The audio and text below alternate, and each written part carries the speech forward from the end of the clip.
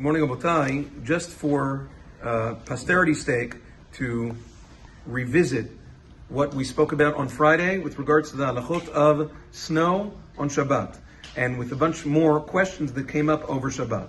So we spoke about how, according to a very large roster of poskim, snow is not muktzeh, it is mutar to shovel snow on Shabbat, and it is even permissible to apply snow or ice melt on Shabbat in situations where sakana may arise if you don't do that. Now, a few questions that arose over Shabbat. It was a very, very hot topic, especially because people said, wow, we never seen this, we never heard about this before. That's because you never looked in the poskim. But in any event,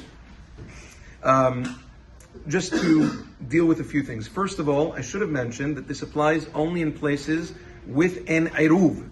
If you don't have an eruv, you can't shovel snow on Shabbat. You can't carry anything outside on Shabbat because there's no eruv. I thought that was self-explanatory, but then again, here we are. So, there has to be an eruv in order to permissibly shovel snow on Shabbat. Now, also, it goes without saying that when the poskim allowed shoveling snow and applying ice melt on Shabbat, that means creating a path in and out of your house, perhaps a little bit on your sidewalk so that you can get in and people don't slip right in front of your sidewalk. That doesn't mean that you can shovel the entire block. That doesn't mean that you can shovel your backyard, and that also doesn't mean that you can clean your car on Shabbat, because all of these things are considered extra tirchot. They're considered tircha yetira on Shabbat. It's unnecessary.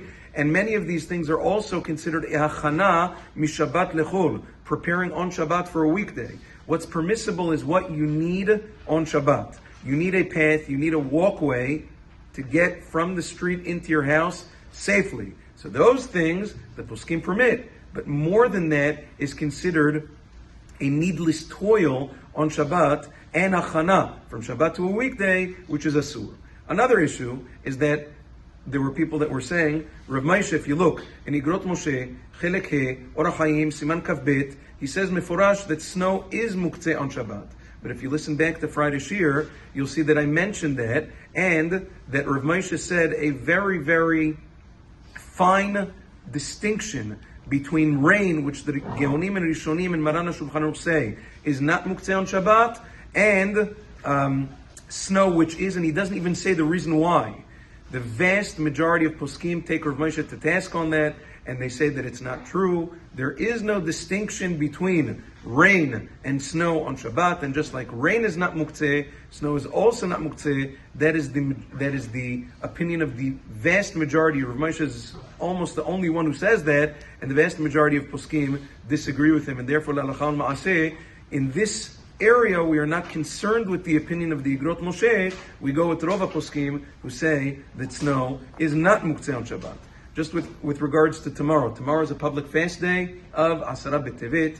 In the New York City area, the fast starts, according to the Sephardic custom, at approximately 6:15 a.m. and ends at 4:55 p.m. As always, feel free to refer to Zmanei Yosef, the app, the calendar, and beyond, in order to see the appropriate Zmanim for Sfaradim, accurate according to Maran Zichrono Livracha. That is that if you want to wake up tomorrow morning to eat and drink a little bit before the fast, make sure before going to sleep tonight that you make a tanai. You say, I am not accepting the fast until Alot HaShachar, and if I wake up beforehand, I shall be able to eat and drink as I wish until Alot HaShachar, which is at 6:15. Have a wonderful day.